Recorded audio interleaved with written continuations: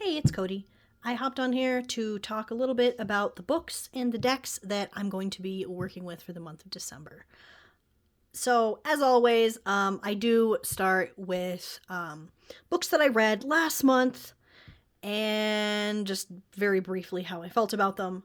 Because I'm way too lazy to do like a month wrap up. So, if this annoys you, I'm sorry, but you're gonna have to, you can go past it. All right.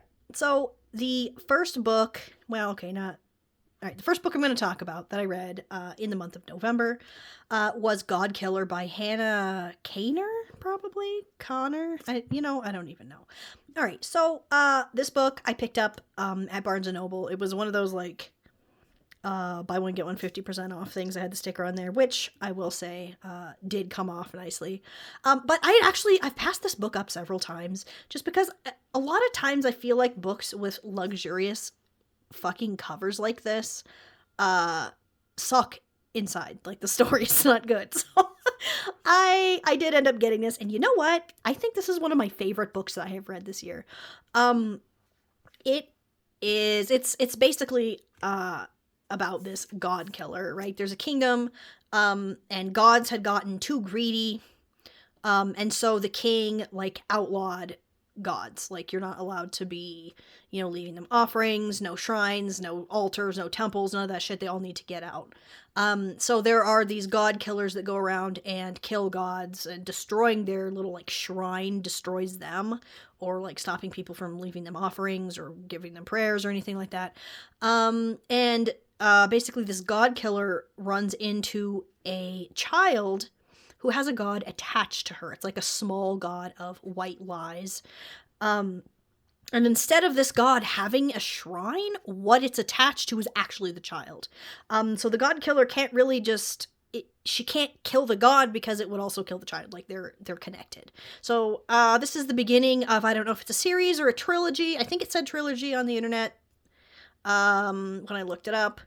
The second one of these is actually coming out in January, and I'm really excited. I really liked sort of the exploration of the place of gods within a society. There's like fighting because people are like, I think it's fucked up that you got rid of the gods, and other people are like, they've got to go. Like they're wanting like human sacrifices and shit. And other people are like, man, I'm just trying to like leave a coin on like a little safe travel god shrine on my way somewhere. Like it's really interesting. It was really fun, and I actually really like this book. All right, next. I did a whole like 40-minute video. Barely anyone watched it, but I don't give a shit because I hated it so much. This was absolutely one of the worst books I think I've ever read. I hated everything about it. The plotting, the actual like writing of it, just it kind of ended with one of those like, oh, every step you ever made, you getting this job fucking 20 years ago and all the stuff was my plan to get you to be in this exact place. Like, it is so stupid. I hate this book. Hate. All right, the other book that I finished in the month of November was Book of Shadows by Phyllis Curott. I actually don't know how to say her name. Fuck. So a friend sent me this book, and I was a little bit hesitant at first, and she warned me. She's like, this Phyllis Currott's Wiccan. It has a lot of, that kind of stuff. I'm very specifically not Wiccan. But I feel like this almost gave me a good foundation. Okay, not a good foundation. I wish that I had this book 20 years ago, right? This is 20th anniversary edition. I wish that I had had it then, because I feel like it would have set me on a path that would have been a lot easier for me to get to where I am now. I will also say that there's like a little intro where she kind of walks back some of the things. She did a couple of those no true Scotsman kind of real witches don't curse, or true witches don't do this, or whatever. Like, no thanks. She did kind of walk those back a bit. She kind of tried to reword them. Even her today apparently would fucking hate me because I don't give a shit about stuff like that. But it was interesting to see, just how her sort of introduction into the world of witchcraft went. I feel like now in my life, there are things that I disagree with. Like, I also don't like when people refer to a specific goddess as like a facet of the divine feminine. I don't feel like deities can just be torn out of their culture and the rest of the sort of religion that surrounded or surrounds it. To be like, Kuan Yin is the fucking same thing as fucking Hecate and Bridget, and like, I just, that doesn't work for me. I don't feel like it works in my own head. Not that I've even ever actually tried it. I just I'm not like that. So there were definitely things that I did not agree with, but I feel like I still might recommend this book to people kind of new to the path, or like they've kind of started but they're questioning. Because yeah, there are things I liked about this book, and there are things that I really kind of didn't like, and also I feel like Phyllis Curott probably hates me, even though she doesn't know me. Okay, books that I'm going to be reading, hopefully, this month. This is The Unspoken Name by A.K. Larkwood. I don't mean to be a stupid bitch, but I read this book once already, and I went the entire time not knowing that the main character is like an orc. It mentioned her having tusks a couple times. I was just like, what? But it's never like, bitch, these are orcs. And like, I wish somebody had said that to me because I feel so stupid. Okay, so I am rereading this. I'm not very far in, and it is because I am going to, I feel like months ago, maybe even like a year or something ago, I showed this book and said that I was going to be reading it. This is A Thousand Eyes by A.K. Larkwood. This is just the sequel to this. And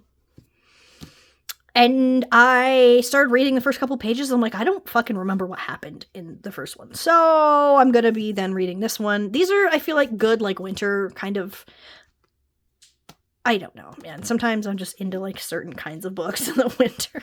I think that's normal. All right. Also, the other book that I got with the God Killer that was buy one, get one 50% off is The Wolf in the Whales by Jordana Max Brodsky. Okay. I have seen and heard people really act like this book is something. But then I saw some things saying that the author of this book is actually not even Inuit, but she's using the like, stories and, like, it just, I'm not actually sure how I feel about it now. Like, I paid real money for this, and I might have fucked up. I don't know. Correct me if I'm wrong, but I did read something that said that. It was, I think she's gonna fall in love with a Viking, so I don't know, man. This is one of those books I think I like the cover of, and I picked up 100 times, and I look at the back, and I was like, oh, never mind. But then I saw somebody told me that this was a really good read, and they enjoyed it, so I don't know. I'll have to read it myself and see. The last book I'm going to be reading this month is actually another reread. This is The Old Magic of Christmas by Linda, I think it's Radish. I could be wrong. These are Yuletide traditions for the darkest days of the year. Now, I did read this book last year, but I don't remember it. I mean, it's just kind of a lot of the things that culminated ultimately into what now we would call Christmas. A werewolf, a spectral dog. I don't even know how to say that word. There's recipes. It's a pretty cool book. I feel like I skimmed a lot of it last year. We'll see how I'm feeling this year, but I definitely will be reading parts of this again because I like knowing where shit comes from, and this book is perfect for that. Okay, to the decks. All right, the first deck that I have to get out of the way before I forget the name. I keep forgetting the name of this deck. This is called, fuck.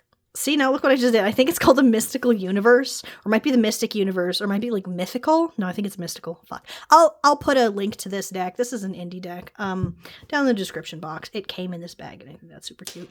This is a deck. I think I did like a walkthrough of it, or I have shown this deck on here before. It's pretty much pips, and it's like dot work. I believe this deck is coming out of Ukraine. When I ordered it, it was. Backs are fucking cool. I feel like this deck is the perfect color palette, for Yule, even though my altar's red. Ignore that. Well, you can't even see it. What? don't know why I said that. Okay, like black with gold, like it's dark, but like the little pinpricks of firelight that the humans light or something. I don't know. Maybe I'm overthinking shit, but I like this deck. I don't. There's another version of this deck, and I believe it's full color. But this is the one that just really felt. It felt right to me. Oh, where's some majors here? Here's the devil. I think this deck is really cool. I don't think I've ever seen anyone talk about this deck.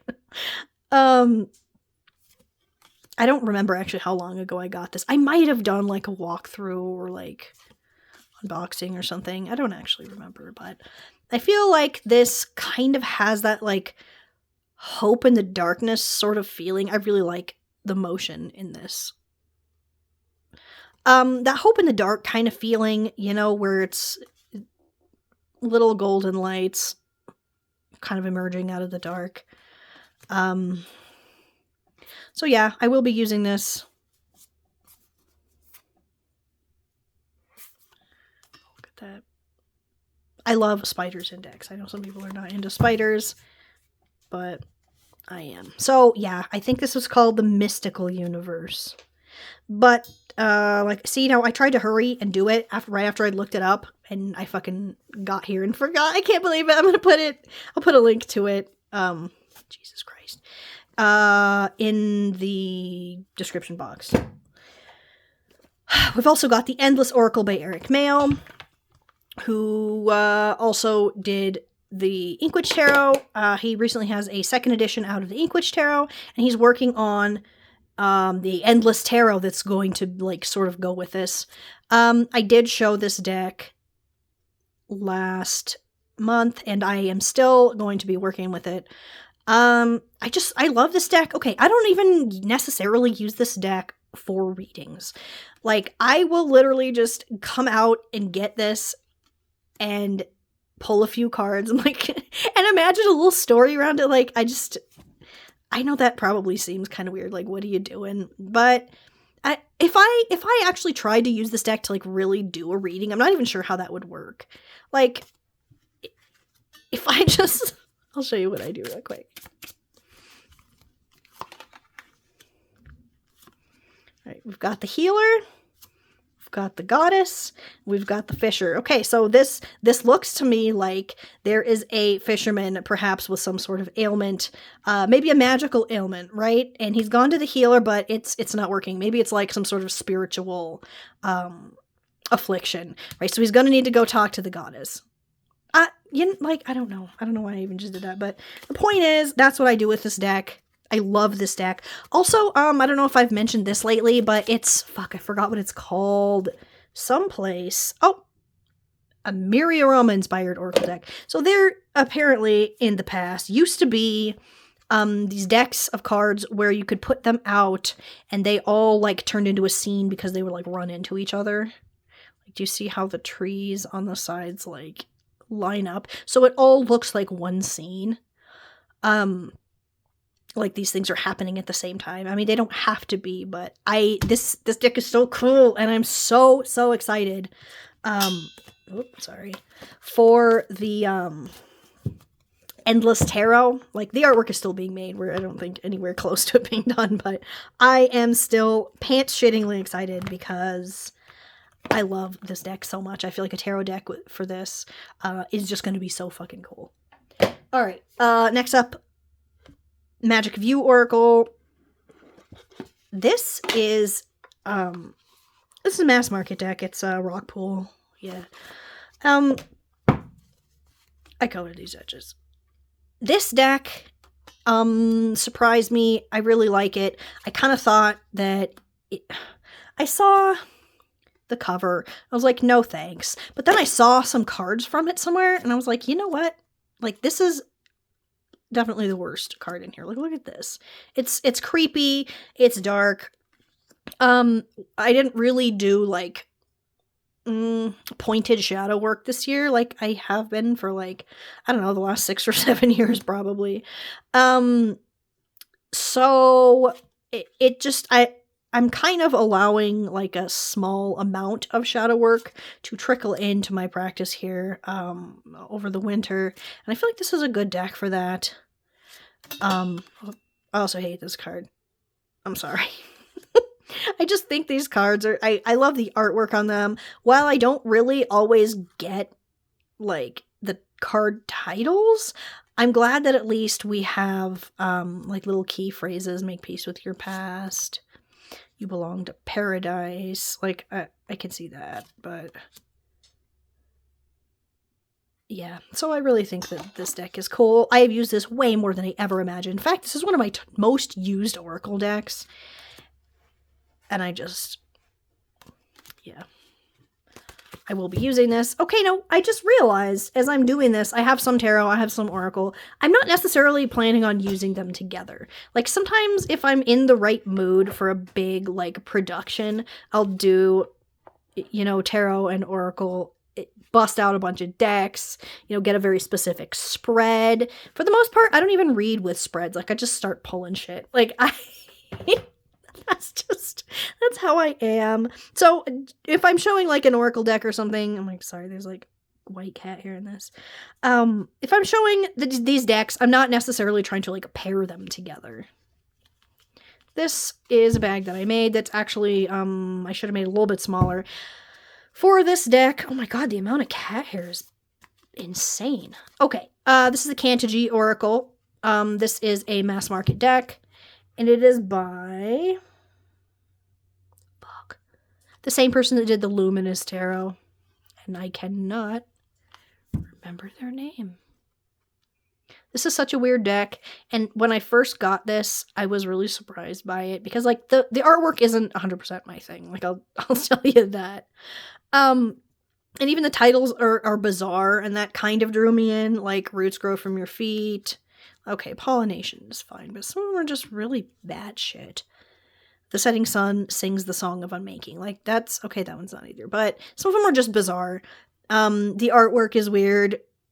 I appreciate it, but it's not really maybe my color palette on a lot of it. Man, I don't even know. But the guidebook is so good. And this deck is like, it's very kind, but it's truthful. Every single thing that it says comes right back directly to nature and something that happens in nature. It's just, it just makes me feel very, like, comforted. Your ears become a butterfly. Drawing cards from this deck, and I used it at the beginning of last year a lot, or this year, I mean, a lot too. And I sort of used it through the spring, and I didn't really want to put it away for summer, but something about it just felt very, like, pastel, and I was like, maybe this is more of a spring deck. But I've actually gotten it out, several times. So I've decided that maybe there's no such thing as a season for this deck. So I have this bitch out again. And I have been doing daily draws with it again. So this, I think, is one of my... If someone was like, what's a good Oracle deck? You know, and they're looking for something affordable, like mass market, you know, it would be this. Even if you're a beginner, I feel like this is not necessarily that it's so far removed from like tarot or other oracle decks. It's just, it's very strange. I think it does a good job showing you the kinds of things that like a card could mean. I don't know how to explain what I'm saying. I'm just rambling now, but I fucking love this deck. Okay, I love this card. Sorry about the sun over here. I can't control the sun, so... Yeah. There's also a way that... Okay, this card is about to start. So there's... I believe it's 52 cards in here. Yeah, because it goes through the whole year. And each week, I think... I don't know, man. Whatever it is, every few days, the card, like, changes to the next one. So this one actually starts on the winter solstice and is the first one. I've been kind of going back and forth trying to think of if I want to do that this year. I will admit, embarrassingly, but also, like, I knew this would happen. I did fall off the Deccan Walk train. It's not anything to do with anyone but myself. Like, it was entertaining. It was engaging. I feel like I've learned a lot from it, but also like I started being like I dreaded every 10 days when I knew the decking was going to change. Like once I would actually, you know, watch the video and make my notes and, you know, look at the cards and things, I'd be like, yeah, I'm glad I did that. But it was making me just, I don't know, man. I was weird about it. I pissed myself off doing this a lot, honestly. Like if things last a really long time, like the deck and walk was supposed to be a year. So anything that I start, especially if it's going to be that fucking long, like I will quit. So I would definitely not keep doing this. So I don't even know why I'm sitting here playing a little pretend game that I might be the kind of bitch to do this, but I wish that I was. Anyway, oh, this is hands down my favorite card. Clouds pass, but the mountain remains. That, I love everything about this. Okay, I think I've talked long enough about that one.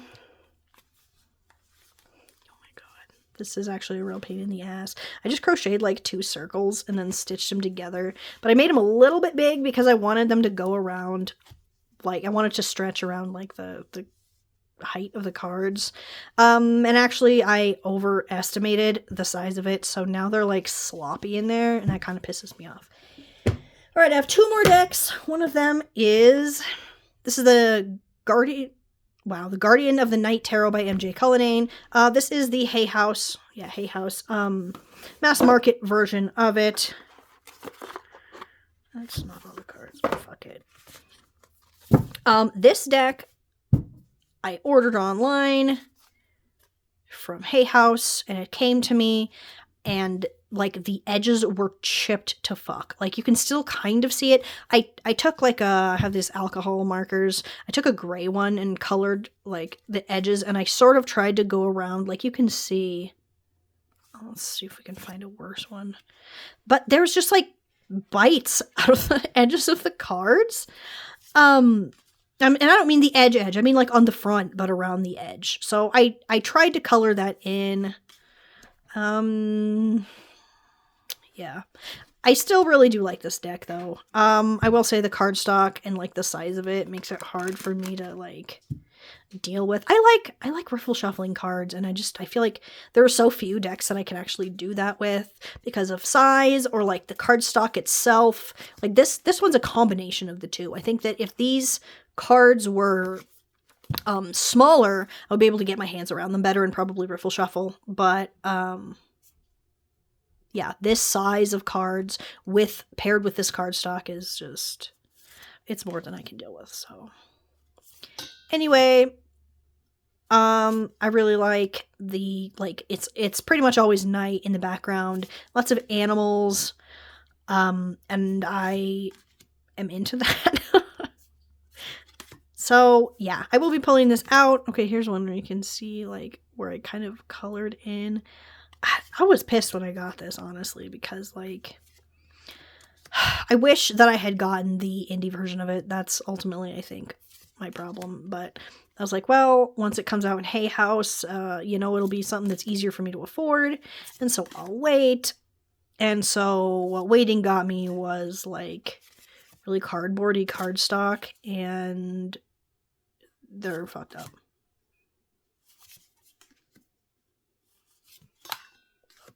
I really love that the rat is the Hierophant. That's cool. I just realized that I did forget to grab the deck that is in my purse. It's also by the same artist and creator as this MJ Cullinane, but it's the Crow Tarot. It's the mini version. I did mean to grab that and then totally forgot. So, whoops. I feel like most people have probably seen that deck anyway, so I've been carrying that around. Alright, get this out of here. One last deck that actually just showed up the other day, and that is the Rain Shadow Tarot. This is by Claire Mack. Oh my god, the amount of cat hair in my life is just, it's too much. And it's also weird because my cats are all black except for one brown one, and one cat has some white like on her stomach, and that's the shit that's everywhere. Alright, so I just ordered this recently. I was finally in a position where I could, and I have always loved looking at Claire Mack's art. And she has out Faceted Garden Oracle and another one. And I was always going back and forth, you know, between